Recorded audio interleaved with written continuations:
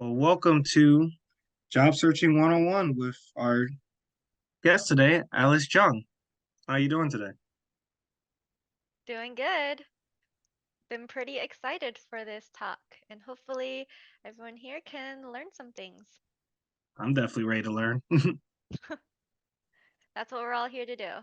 hmm My name is Kashan. I'm a volunteer care coordinator. I'll be your moderator for today. And we're going to start with the presentation first for the first half. If you have any questions, please type them in the chat. We will save them to the end. Then we'll open the floor and answer some of those questions for a bit, for about 20 minutes. And then if you have any questions that you want to actually talk to us about, for the final 10, we'll, have that time for that. So, but for right now, just type any questions you have in the chat, and we'll make sure that we try to get to them during the Q&A section. But outside of that, if you're ready to start, Alice, we can go ahead and get started here. Yeah, absolutely. And for anyone in the crowd, if you're willing to turn on their cameras, I encourage you to do so. I like seeing faces. It makes me feel like I'm not going insane and talking to myself. Um, it's lovely to see other people here. Yeah, absolutely. And yeah, so today's session is Job Searching 101. Hopefully you know why we're here. Um, so my presentation is going to be a pretty big overview. We're taking a broad look at various job searching strategies within the animation industry. So I'm not going to dive too deep on any particular slide. And so if you have a question that you're really concerned about or you want me to talk a little bit more about, please put them in the chat and we can dive a little bit deeper following the presentation and I can go back 20 slides. So with that prepped, let's go ahead and start. So this is Job Searching 101 with me. So as I said before, this is an overview of job searching best practices and strategies for the animation industry. So here's kind of the breakdown of what we're going to go through.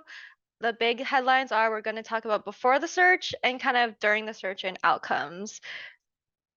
So a little bit of the bullet points that we're going to be hitting. We'll start with before the search, what you need to do to kind of prepare. So the biggest thing that I like to advocate is understanding yourself and kind of your goals before you get started.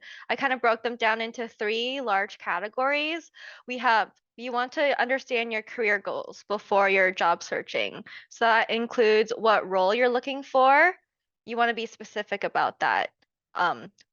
Have a general idea of what kind of animation media you're interested in pursuing. So this can be broken down to in lots of different categories, but some of them include, but aren't limited to 2D versus 3D or effects. There's TV feature, there's also advertising and some other like MoGraph side kind of niches as well. So figuring out which one you'd like to pursue can also really help clarify your journey as you prepare for your job search. And finally, one thing that you want to kind of have an idea about is career progression. What would you have a general idea of kind of your starting point and where you'd like to end up? So having some of these goals outlined for yourself are really important. Next up, you want to evaluate your current skills and your experience or what you want to gain in the future. So the skills that you're looking for should be obviously relevant to the job that you're pursuing. Um, and so to kind of help with that, as you progress through your journey, whether it's in school or you have other side jobs that you're doing in the meantime, I really I really find useful keeping an accomplishment journal, as I like to call it. This is basically writing down the tasks that you do at work and what you are good at doing at work, what things you want to improve on, just kind of keeping track of what you're doing in your day to day and what skills you're gaining, even if it's not an animation specific job. And that ties into skill building. So as you kind of gauge what your current skill level is at and what you're comfortable doing, you can also start building skills that you aim to gain along the way. So this is like getting better at gestures drawing. You want to get better at modeling. So having these ideas in mind can also help clarify your goals. And finally, you want to understand what the job will be providing for you, because everyone usually needs a job to kind of provide for their needs. So things that to look for in a job would be the pay, obviously, and then some other things to consider are location and other benefits that a job might bring. Especially in this current environment, location can be pretty important. Is it in LA? Is it in New York? Is it in Vancouver? Are you looking for in-person, hybrid, or remote? So these are all things to consider as you're doing your job search, and what are you willing to do for your job. Benefits wise, there's lots of other things that a job can bring. Health insurance is one of them, like paid time off, family leave, those kinds of things. You can also understand what you're looking for and what your needs are. So that's understanding yourself and what you need. The second step would be to understand the current market. So this is a very broad category, so I'm only going to touch on some big highlights. Um, so this is kind of what you're here for. Attending events like this is really helps you get a feel for what the current market is like and what the industry is at the current moment. So things that you can do to help gain more information is attending networking events, either in person or online like you're doing right now. So some networking events that I encourage you look into are Lightbox Expo. This one happened recently in October. It's usually in person, but they also have some online components as well as of recently. There's Brick Summit. DreamWorks also has a summer speaker series that's really helpful and contains a lot of information. And there's lots more if you go out and do a quick Google search on things that are coming up. If you follow social media, you can definitely find out more about various events that are happening. You can also attend events hosted by industry adjacent organizations, such as Asians in Animation, like you're here right now. So AIA, there's Rise Up, Black and Animated, Latinx in Animation. Um, Lots of other organizations that also have really great programs that share information about the market. Oh, I should also mention Women in Animation. I didn't put that down, but they also have a lot of really good programs. A second way that you can gain information about the current market is by engaging in informational interviews. If you haven't heard what this term is, informational interviews is basically sitting in a one-on-one chat with an industry professional and kind of getting to know them and also asking them questions. So there's lots of different ways that you can do this. You can attend events and then reach out to guest speakers. Or if you know somebody that knows somebody, you can ask them to get in contact. There's various ways that you can kind of form or get informational interviews, um, including just cold emailing or reaching out via LinkedIn. But I'll kind of get into that a little bit later. And then as you gain more information from industry professionals, I also encourage you to track them and create a contact sheet. Um, so this will help you organize who you've talked to and kind of what you learned from them. It'll also help you track if you want to follow up with them in the future. So after you're done meeting them once, you can come back to them again and say 6 months later, you're like, oh, I remember talking to this person. Let me give them a career update and then remind them that I'm still interested or still looking for a job. So having a contact sheet is really helpful when you're networking and engaging with industry professionals. And the way that I usually track my own personal contact sheet, I just use Excel. So it doesn't have to be anything fancy. It can even just be a Google Doc.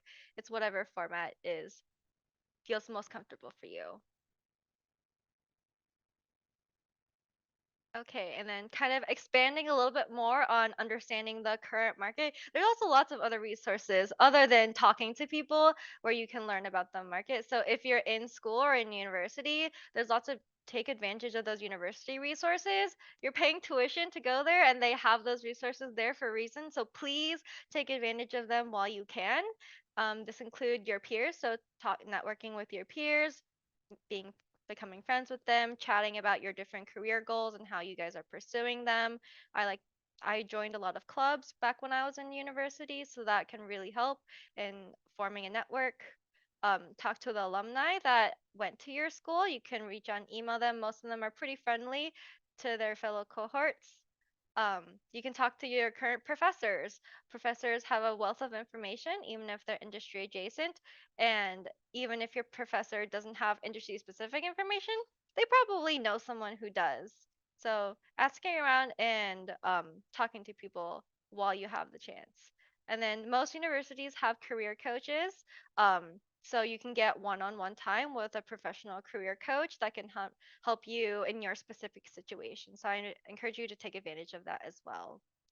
And different university will host universities sponsored events. So those usually take like the form of partnership with companies or their career expos, things like that. So please attend those as well. So those are really great ways to meet recruiters or just meet other industry professionals or share your resume, talk to people. Those events are really great. And then um, another thing you can engage with is online resources. I have a big list of, not a big list, but a partial list of some of the online resources that you can use to learn more about the market. I put LinkedIn at the top. LinkedIn is a really great way to put yourself out professionally, create a professional profile, and start engaging with the animation industry. You can do this by following different company pages, and then interacting with their content. You can follow individual artists or other industry professionals that you're interested in and learning more about. Um, you can also go to Instagram. You can follow artists there. I also encourage you to follow the Salty Animators page on Instagram if you haven't heard of them. They're very, very informative in terms of what the current landscape is like. And they have some pretty grounded and realistic data as well that they occasionally share on their page. The next thing to look into is Glassdoor. Glassdoor is definitely more of a numbers place. So if you're interested in learning about like job salaries, working conditions at a company, Glassdoor is probably the place to go. If you're looking for a production assistant or any assistant adjacent related job, I encourage you to take a look at the UTA job list. Um, and then finally, the more artistic related areas, there's also Twitter or X. I don't like calling it X, it feels weird. But Twitter, a lot of artists are on Twitter, so I definitely connect with them, follow artists that you like, interact with them, comment, or ask for portfolio reviews. People are usually really friendly online. And then ArtStation as well.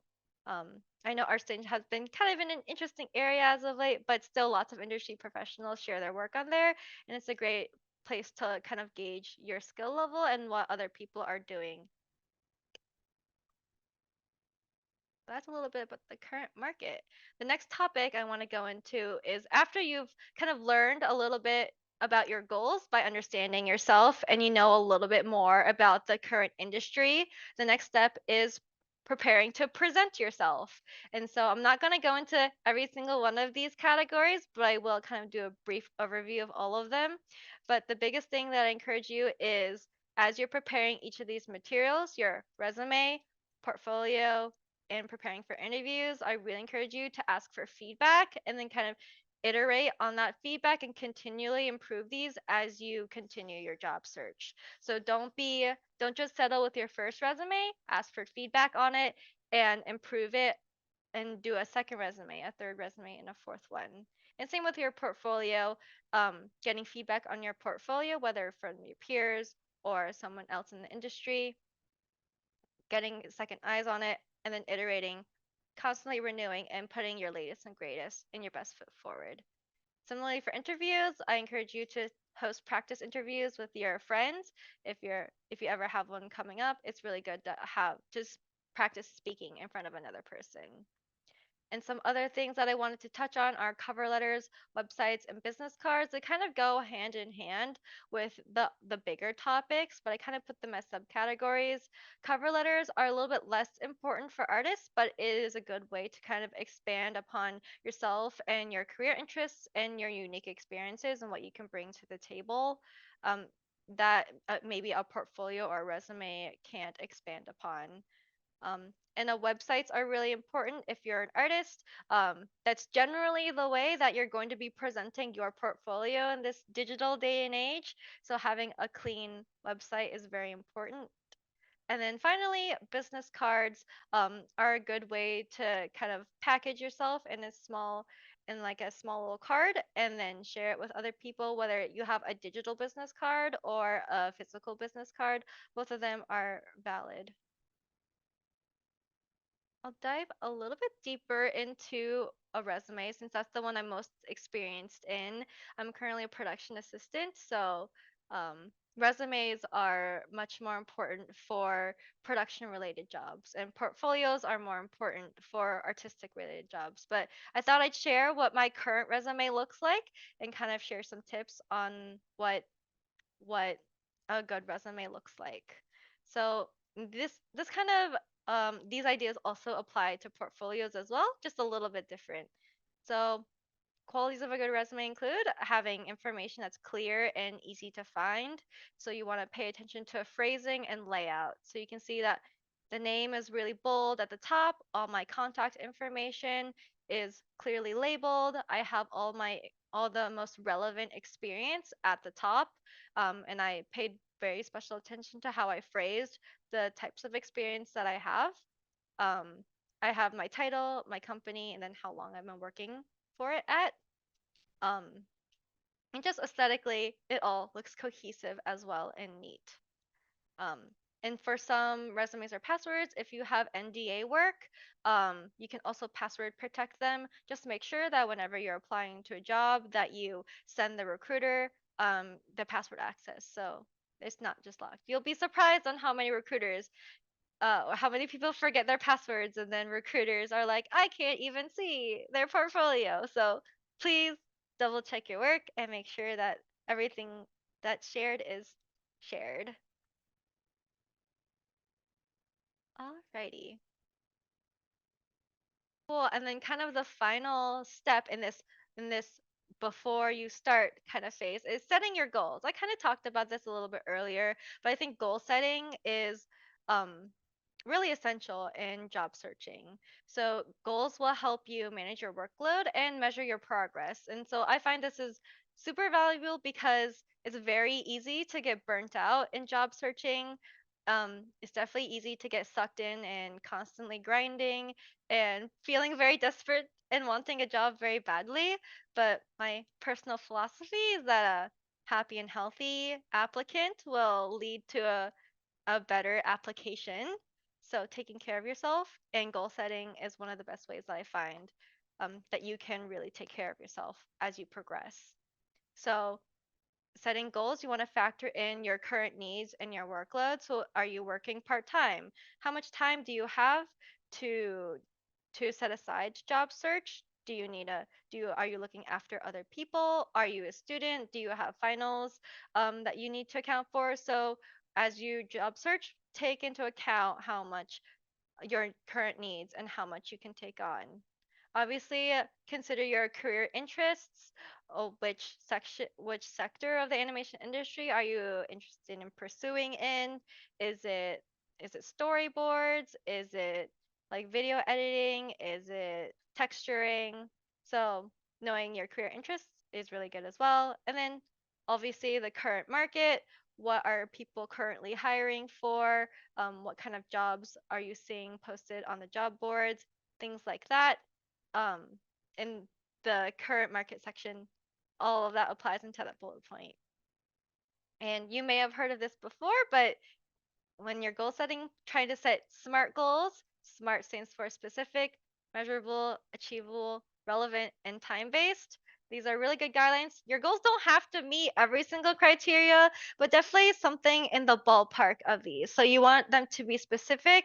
That's definitely the thing that I think helps the most is being specific in your goals. So you don't want to be like, I want to get a job someday. I want to apply to as many jobs as I can. Like those things are not specific and can really, really easily lead to burnout. So you really want to be specific. You want to say like, hey, I'm going to try and apply to 20 jobs today, or maybe it's 20 jobs within the week. something like that. So they're manageable.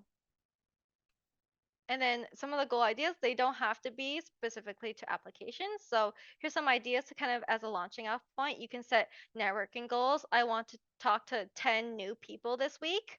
I want to follow up with 2 people that I already talked to. You can set networking goals. You can set job searching goals. I want to find 5 new jobs to apply to and put that on my list, or I want to apply to 5 jobs this week, something like that. And then you can also apply your goals to working on projects. Say you're working on a short film. I want to work on 1 page of the script on my short film, or I want to make sure I get through 10 boards on my short film, or oh, I need to edit down 50 shots on my short film. So working on you can apply these goals to your projects as well, or you can say I want to improve 3 bullet points on my resume, or I want to make sure that this section of my resume looks good by the end of this week. So lots of different things. Sky's the limit, but you want to make sure it fits within your bandwidth. And finally, skill building. This can apply to any area that you're interested in. I want to do like 10 gesture drawings. I want to do like 3 BGs this week, something like that. Set your goals and make sure they're reasonable and achievable.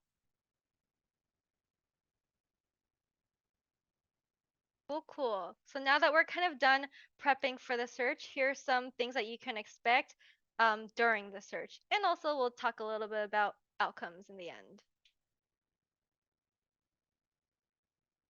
So the biggest thing that I advocate for is iteration and improving. So job searching is a skill. The more you do it, the better you'll get at it. Just like basically anything that you practice. And this is true for job searching as well. So you might be a little bit clunky. It might be a little awkward in the beginning. You might not feel the most comfortable applying to jobs or interviewing or networking with people. But the more you do it, you'll feel more comfortable and you'll understand a better rhythm for yourself. So the first category that I have is expanding your network. Always try and expand your network in the animation industry. This is very, very crucial, probably more than you think. If you think networking is important, it's like 3 times more important than you think that it is right now. Absolutely essential. Many jobs in this industry do come from referrals and talking to people, knowing somebody who knows a job is open and then referring you. That happens much more often than you think it does. So absolutely talking to people who are in the industry or meeting people just like in this event who are also interested in joining the industry can really, really help. Like I said before, engaging in informational and job interviews, those can really help too. Again, it's just expanding your network, meeting new people, and also making friends along the way, hopefully. And I also like to consider job interviews as networking as well. If you ever do make it to the interview phase, I encourage you to reach out to the people who interviewed you and make connections that way as well. And the best way to do that is sending thank you emails. Do not underestimate how far a simple thank you email can get you. And a thank you email can also be a launching off point to a further connection. So really great way to connect with people. And then finally, join communities such as AIA and some of the other things I listed in the other slide.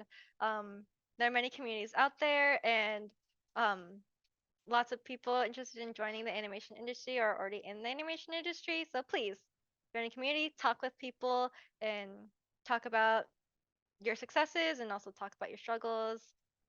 And we're all here to help each other. And then another thing is receiving feedback. So kind of touching on the other side that I spoke about as well. Trying to get as many portfolio or resume reviews as you can. You're going to get a lot of feedback and you kind of want to sort through them. So take the pieces of advice that you get and see what is most applicable to what you have at the moment. Different people will have different ideas of your work. So sometimes you might get conflicting information. So really choose what feels best for you and try and get as much feedback as you can. If you can, if after interviews, also ask for feedback. Or if you're doing a practice interview, you can talk about how well it went or what things you can improve on in the interview, engaging in that conversation. And then finally, after you do receive feedback, try your best to implement the feedback in a manageable way according to your goals. This is like if you get like 2 different portfolio reviews, you can take that feedback and then kind of decide which pieces to include in your portfolio, which ones to take away, or maybe which new pieces do you want to work on to add to your portfolio. And then finally, job searching is definitely a growth mindset. Um, there can be a lot of setbacks, so trying to keep a positive mindset and taking care of your mental health is really important. Celebrate the successes that you have. Every single event, such as this event that you go to, is a success.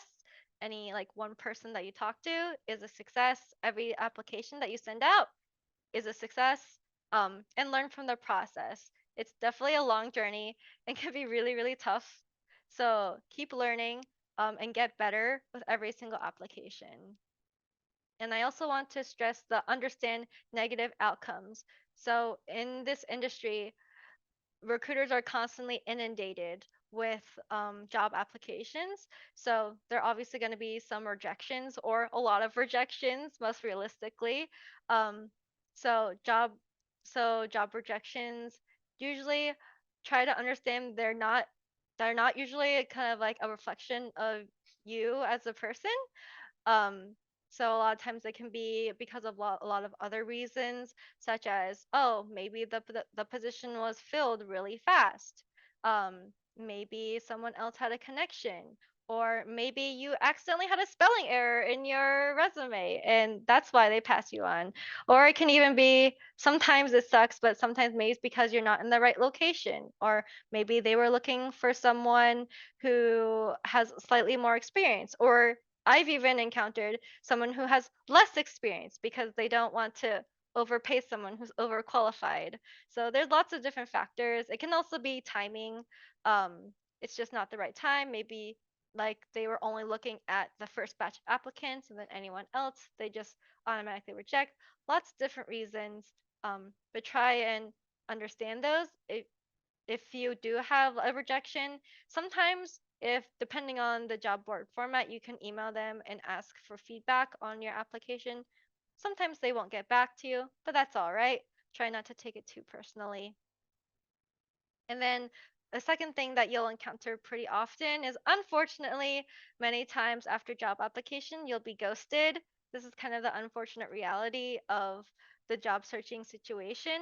So ghosting usually is because there's just too many job applications and their internal processes or their recruiters don't have the bandwidth to send out an acceptance, rejection, or any sort of reply.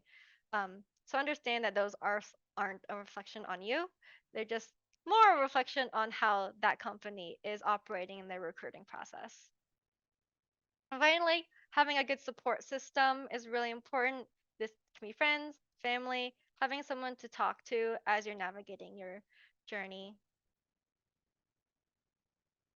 Cool. I talked on this earlier in goals, but managing your workload. This is I like to think of this as balancing quality and quantity and kind of gauging how much you can do within your goals. So I kind of listed a few different examples of quantity, a few examples of like quality, and a few examples of something in between. So an example of quantity is doing copied applications. So you do the same application every single time to every single job interview or job application. So this leads to a lot of stagnation. You're not really changing anything at all.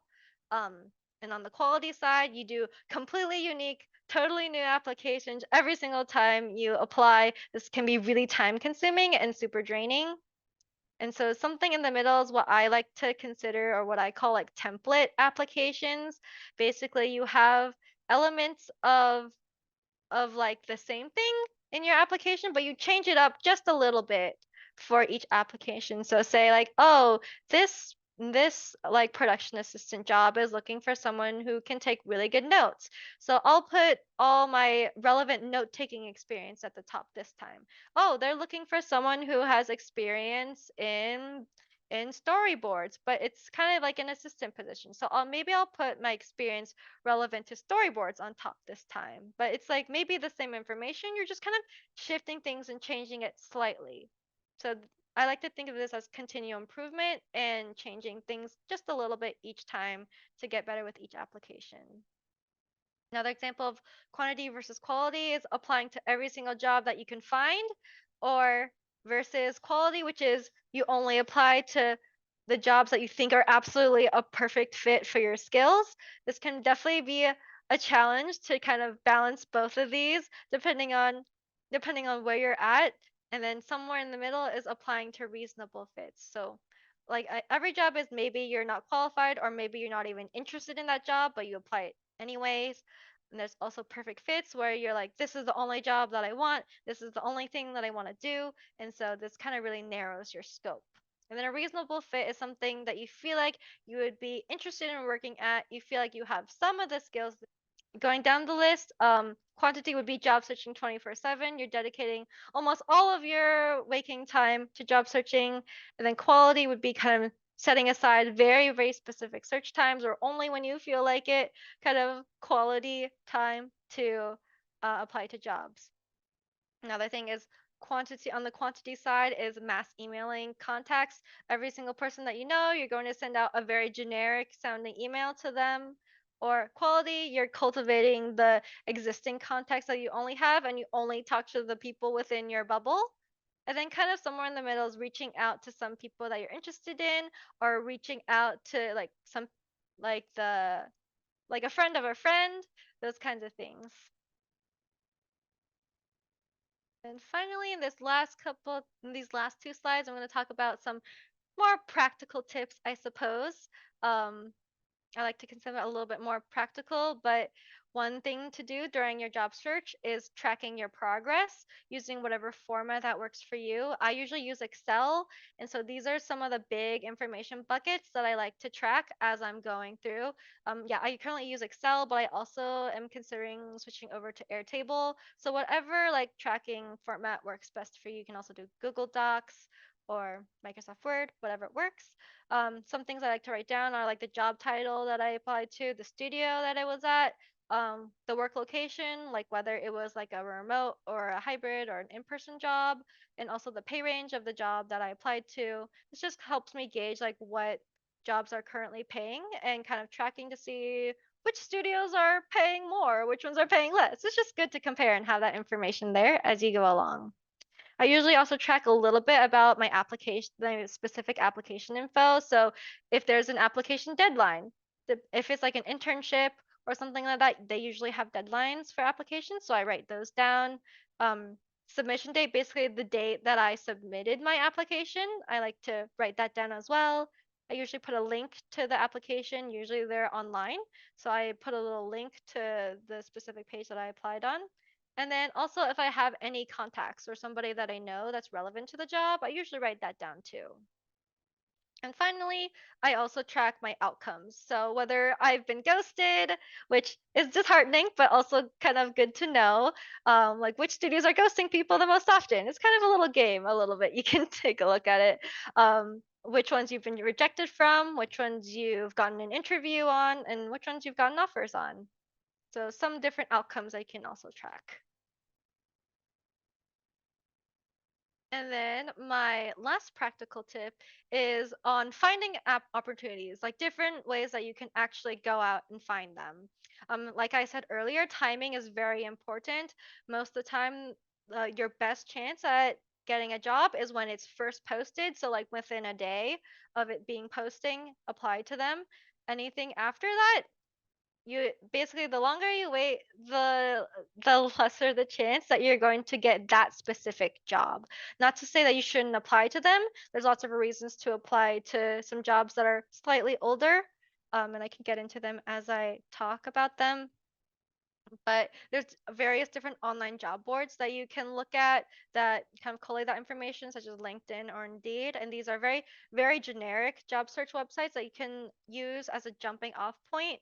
But I also highly suggest following specific company career pages, such as the Disney Careers page, Sony ImageWorks, Nickelodeon Jobs, those very specific company sites. Check those periodically and kind of bookmark them, and that'll give you really good gauge on which jobs are new. And then you can also follow some curated job boards. Most of these are online as well. If you haven't seen it already, there's an animation and VFX industry sheet. This is like a big collection of different animation and VFX related jobs that like one person has collected. It's a very good resource. And I'll put the link down in the chat once I'm done with my presentation. And then if you're also interested in games, there's also a job site called Hitmarker that's really good for gaming related jobs. And finally, some other ways you can find opportunities is word of mouth and recommendation. I put a star on this one because once you're in the industry, this is primarily the way that most people get their jobs in the industry after you get your first job is someone tells you about a job or you get recommended to another job. So these are very important, which is why cultivating your network is equally as important and maintaining your network. Some other odd things that I did as well to search for opportunities is searching my local area. So finding animation jobs near me on Google. And this will give you a lot of different like smaller studio kind of searches. So if you're not getting hits on the big companies, getting relevant experience in your local area is also really valuable. So definitely don't overlook what's near you. And then get creative. Think about other ways that you can learn about information, such as attending these events and stuff. So that is a little bit about finding opportunities. And that was my last slide. Thank you all for listening, and I think we'll open the floor up to questions. I went a little bit over, but yes, let's go ahead and do questions. Krishan, if you could read some of the chat questions out, we can take some time to answer those. Sounds good. So let's go ahead and start with this. So one of the questions that we did receive was at what point would you say having a two-page resume is okay? Like if you have many job experiences. Let me go back to my resume page. My short answer is never. Honestly, you really never want a two-page resume, even if you have a lot of experience. On the recruiting side, it's too much work to look at all that information, and they really want to look at the most relevant experience. So you really want to work on cutting your experience down to what is most specific to that job. You can also make something that's called a CV, which is different from a resume. A CV is basically a list of every single experience that you've ever had, and those can be up to 2 pages long as well. But they're more like just like a bullet point list of what you did, like your job title, the duration, and the company. And that's usually all they really are. I also have a CV, but I don't really use it all that often. It's not super common in the industry. Okay. And funny enough, piggybacking on CVs, do you have any advice on creating a CV? I would say try. I don't have my CV up on here, unfortunately, but my advice for CVs is I usually go chronologically, but I also group all my experience into relevant experience. So I kind of put them in big buckets. So if you're in school, so you can say like different like clubs that you're in or volunteer experience. You have your professional experience kind of bucket. You have like maybe awards. So you can put different things like that on your CV, and then you would list them all in chronological order. CVs are usually pretty plain and simple and pretty dry. Hopefully Okay. that answers a little bit of your questions about Okay. CVs, but generally they're not that important in the industry. All right. On our next question, what can you put in your resume if you have no experience whatsoever? That's definitely a tricky one. I think we can go back to the understand yourself section. So anything that you're currently working on, you can put kind of your career goals. If you saw on my resume, I had a little statement section. So that's a place to kind of, in a brief way, summarize who you are and what you're looking to do. So having a nice statement can be really important. And also list any skills that you have. If you don't have that much experience, think about what skills you have. So list those down and you can work on projects that you worked on, or and then I would also encourage you to go out and get some experience. So try and collaborate with people, even if it's not in a fully professional environment. eh, Collaborate with other people, make something, do something. That counts as experience. So get creative in what you consider experience. And then you can obviously talk with your peers and get advice in your specific situation on what you can do to improve your resume. Okay. Let's see here. So what is your opinion on balancing an aesthetically pleasing resume versus an ATS friendly resume? Mm, that's a really good question. Let me go back to mine. I think, in my opinion, I definitely value aesthetics a lot, but I do understand that for those of you who don't know, ATS is the kind of like the recruiting systems that employers use on their back end. So that they use these computer softwares to scrape resumes and kind of categorize and sort the information that's on your resume.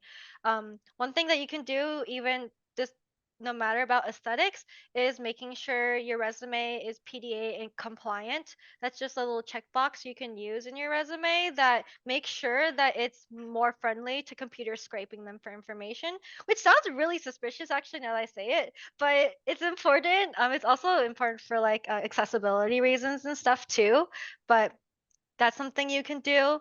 Um, Yes, and I would say run it through PDA compliant, make sure that works.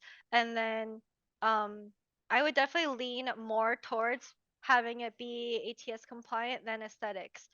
Images and stuff are important, but you want to make sure that the information is clear. And so recruiters rely very heavily on those systems. So I feel like my current level, honestly, is maybe a little bit extra in terms of aesthetics. You can see that I included some images and some logos on my resume, so that is a bit extra. But I did make sure that my resume is the PDA compliant and ATS friendly, and so you can do that by having clear text, um, and making sure things are in line and in order, and there's good contrast. And your links work. Make sure your links work. If this is just an image, but when you download a PDF of my resume, the links are clickable and stuff. Okay. Can you speak on more about applying jobs within 1 day of posting? Does it work for internship programs with a set deadline? That's a really good question. I think that advice definitely applies much more to jobs than it does to internships. For internships, generally, I believe um when you apply is not as important as you actually applying. For internship programs, when they have a set deadline, generally they do review most applications all the way through the end. Although I would encourage you not to apply last minute for those applications. You definitely want to make sure that there's at least some buffer time before that submission date. Okay. Okay. But Would you yeah, want internships a lot more forgiving. would you want me to read a couple more, or do you want to open it up to the Uh, floor? yeah, let's do a few more. Okay. How important is having a portfolio piece that follows a specific studio's art style, since potentially it might not be useful for other jobs? Is it worth the time invested into doing an art style, or is it better to spend time improving generally? A very good question.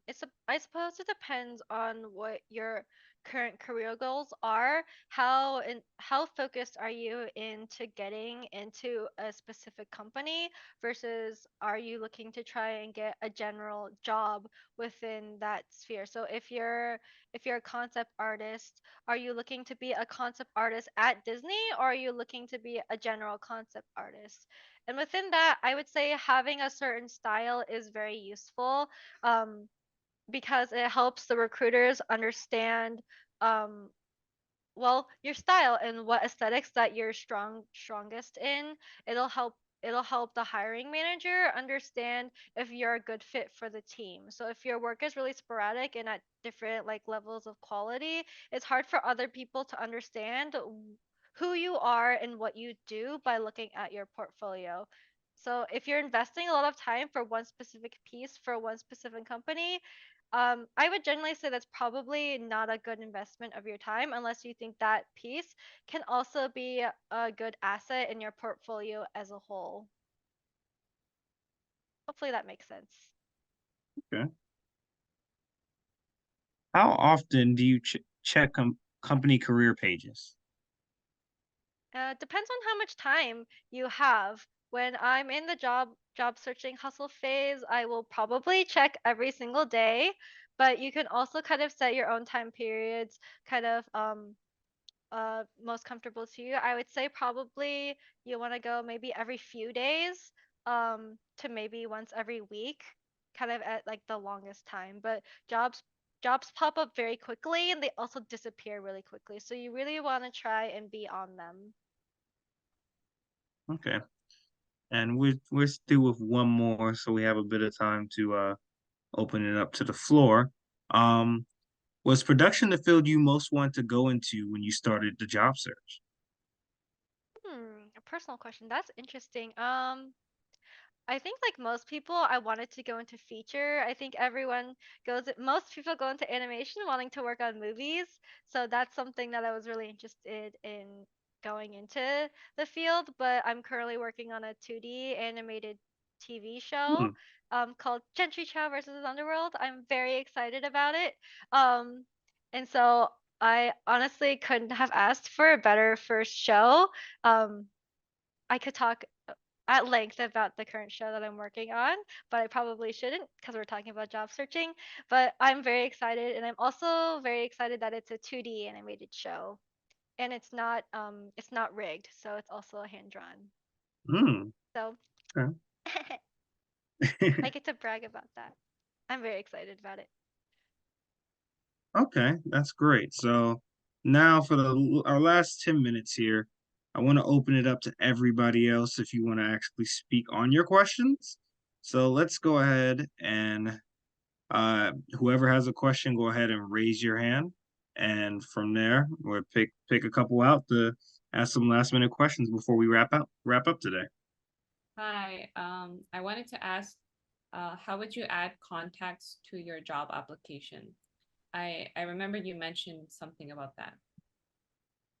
Yeah, definitely. I think you can either put if if you've asked them and they're okay with it, you can put their name down in the references section on your resume. You can also put their names down in a cover letter as well.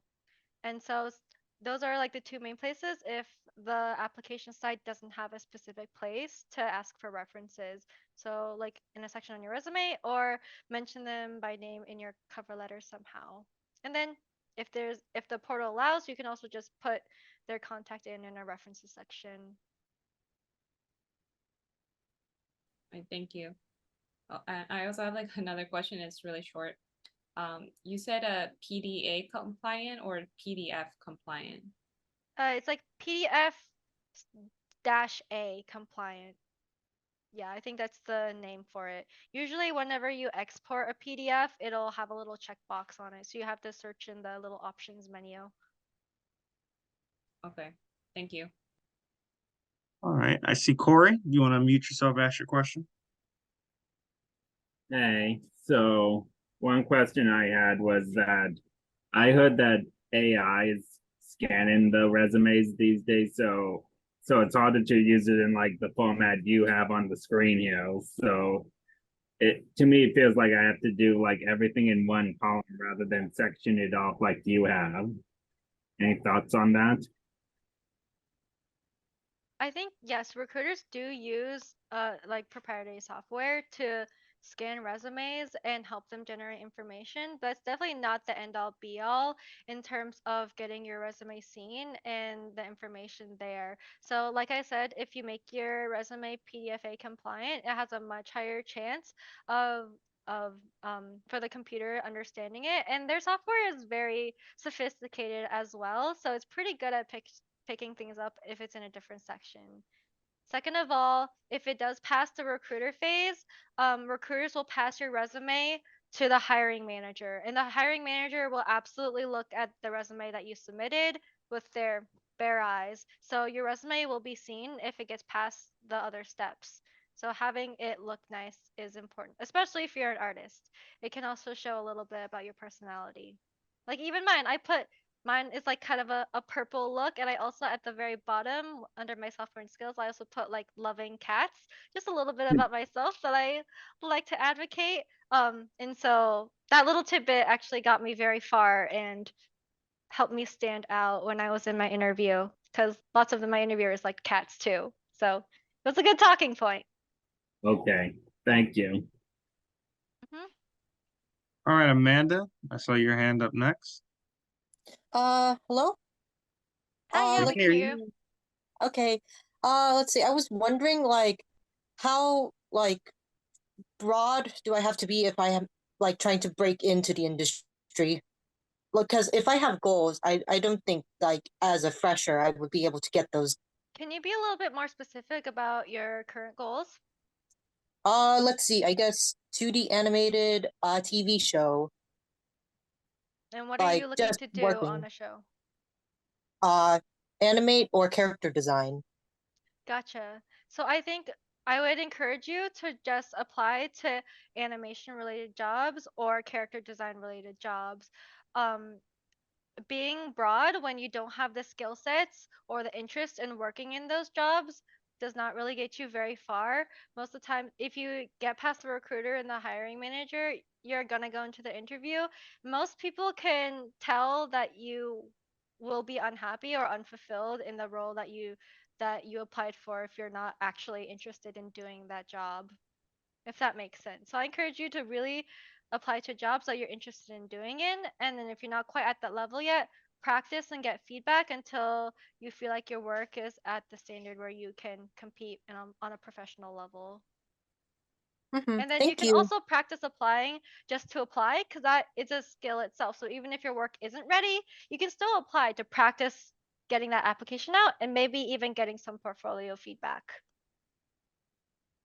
Thank you. Okay, Gaia, see your hand was up next. Yeah, you mentioned earlier that if you have no experience, you can try like joining other people's projects to gain some experience. I was wondering if you can put something like indie animation on our resume. Yeah, absolutely. That's definitely relevant experience. And when you do that, you can kind of put down like the title of the animated short that you made. You can talk about some of the work that you did on that show, like maybe if you took notes during meetings or you helped out with the character design phase. You can definitely put that down as experience. Okay, thank you. All right, let's get a couple more here before we end up having to wrap up for today. Aaron, I saw your hand up next. Hi, I saw that you had and that you studied art in college, so I was wondering if at any point you had like an art portfolio attached to your resume. Yes, I did. I did go to school for art because I wanted to do animation, but I wasn't sure exactly what I wanted to do, so I went to school for art. Um, and so at one point I did have a portfolio, but kind of as I learned more about the industry and I learned about the different roles in the industry, I kind of phased that out and I took off my portfolio from my resume and really just focused on production, which was my primary interest. But at one point I did. Not anymore though. Okay. Well, let's see who we have next here. We have Graham. Go ahead. Yeah, hello, it's me. Hello. Hi. Hi. So I don't know what you said about the portfolio parts, and I know heard a lot about how you want to sort of tailor your portfolio to the job you're gonna have, right? So if you make your portfolio, put that on the website, is that just like another page on the website, or like do you want to make a whole new website for like a different type of portfolio? So like a website for a storyboarding portfolio or a website for like an animation portfolio. How does that work? Or the specifics on that? Mhm. Yeah, it's kind of up to your preference. If you want to create a new website, you can. I've seen a lot of people, they'll put it all on the same website, but they organize it by tab. So they have like a storyboarding tab, they have like a character design tab, and so like all the relevant information for storyboards is all on one page, and then there's like a separate tab that's all for character design. And then when you're submitting your portfolio, just make sure you submit the correct link. So if you're applying to a character design job, make sure you're sending in your portfolio that includes the link that's directly to your character design tab. All right, sounds great. Yeah. All right. And correct me if I'm saying your name wrong. Sari? Oh, you meant me? Yes, I don't know if I'm saying your name correctly. So Yeah, I do it's all right. apologize. Okay, so it's displaying my last name first. Oh, Yeah, okay. Okay. okay. So my question is about trying to find like volunteer opportunities. So I'm trying to get into animation, and what I've already done so far is like at my university is make like GIF animations and videos for their social medias. So do you have any suggestions for like other things that I could do or animators could do to try and have more relevant work experience that could be like animating? Definitely. One strategy that I did while I was at school, especially because the school that I went to, I did say I went to school for art, but I didn't specify what kind of art. My school was actually a very fine arts focused school. So I was actually, they were mostly teaching gallery related things. So I was doing like sculpture and ceramics, and they also like glass blowing classes. So it was very artsy fartsy kind of stuff. So what I really encourage you to do is trying to work animation into your classes as much as you can, especially if you get into the later years. Most of the time, most university programs allow for you to do your own projects. So I encourage you to start your own animated projects during those like within those time frames or those classes. Something that I also did was I started a club, and so those are really really useful. You can most universities have some sort of like setup where you can make your own club. So this way you can kind of source and ask your peers around you if they're interested in doing the same thing as you. And so depending on how you set up your club, you can work on projects together. You can make an animated short together. You can have like design jams where you do drawing sessions together. You can network. Lots of great things to do with that. And then as well, you can look at some of the other organizations that I mentioned somewhere. I don't remember which slide it was on.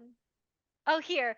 You can look at some of these other organizations and kind of join those communities and kind of ask around. It doesn't have to be within your school. You can also ask in these communities, hey, I'm interested in doing an animated short. I'm looking for animators. I'm looking for BG artists to help, something like that. I'm looking for like riggers. I'm looking for 3D animators to collaborate on a project. So those are other ways you can source people to work on a project together. Okay. Yeah, thanks. Yeah. And we're gonna go ahead and let Lindsay round us out for today. So, Lindsay, your question. Hi, hello. Hi, Alice. Hi. Hi. I arrived late, so I don't know if this was discussed earlier, but do you recommend following up after sending an application and trying to get to know the recruiter? Um, I guess my question is, what's the line between bothering and expressing interest? Definitely. So if you've applied to an application, I highly encourage you to go reach out to the recruiter. It's kind of their job, and it definitely gets you on their radar. They're aware that you've applied, and you can also make a connection. You can learn about the recruiter and what they do. You can also learn more about the job application and what the company is currently looking for in terms of hiring. So in terms of like the line between bothering and like just like friendly reaching out and connecting, I would say um don't don't pester them with multiple emails in the same day or like multiple emails in the same week. That definitely would be bothering. But if you're just reaching out and if they don't get back to you, like in a timely manner, you can follow up maybe like 2 weeks later and kind of ask your inquiry again. That's definitely not bothering. Awesome. Thank you. Okay, so I think that is about gonna wrap us out today. Thank you, Alice, for coming on and talking to everybody Yeah, and thank you about guys for this. your wonderful questions. It was really great talking with you guys and listening to all the things you guys have to say. And also special thank you to Syra in the chat who's been helping me out and answering a lot of other questions. I'm gonna throw her under the bus. She's my coworker, so she's also a PA with me at Titmouse. So so listen to her advice as well. She's got a treasure trove of information. And thank you as well, because definitely answering those questions that we just weren't able to get to all of them is very helpful to make sure this goes along smoothly. If everybody wants to turn their camera on, we can take a bit of a group picture here to commemorate the successful meeting that we've all had today.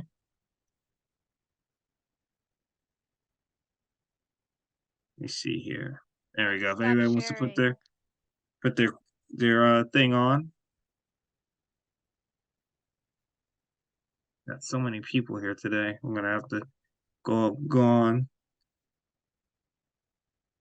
All right. Let's see. Let me go ahead.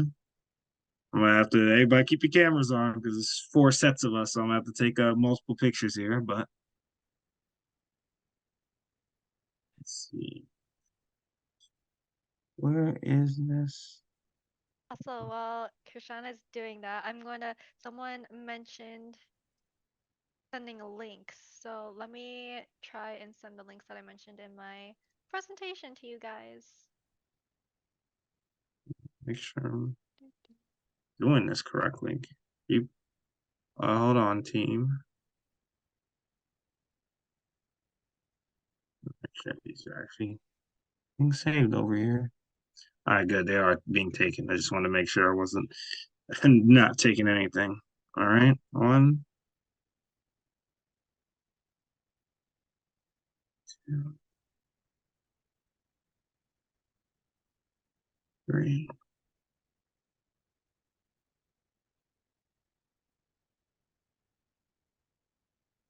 Okay. All right. Thank you guys. Thank you guys for being here for the picture. And we encourage you to continue to sign up and attend more, summit sessions because we still have a few more left, a few more coming on before the end of this month. So definitely, tune in to all of them. And then if you ever want to join us at AIA, we're always looking for new members if you're interested. And you can also join our Discord. And, for any questions after this, comments, or, just to talk with people. Yep, and I'm currently sending in the links to the things that I mentioned before. The first one is the Google Doc. It's like a really big spreadsheet of a bunch of different opportunities. And then here is Hitmarker, which is the game site that I mentioned. Yes, thank you so much for coming. Hopefully Thank you you guys have a guys. wonderful night. Have a good night, everybody.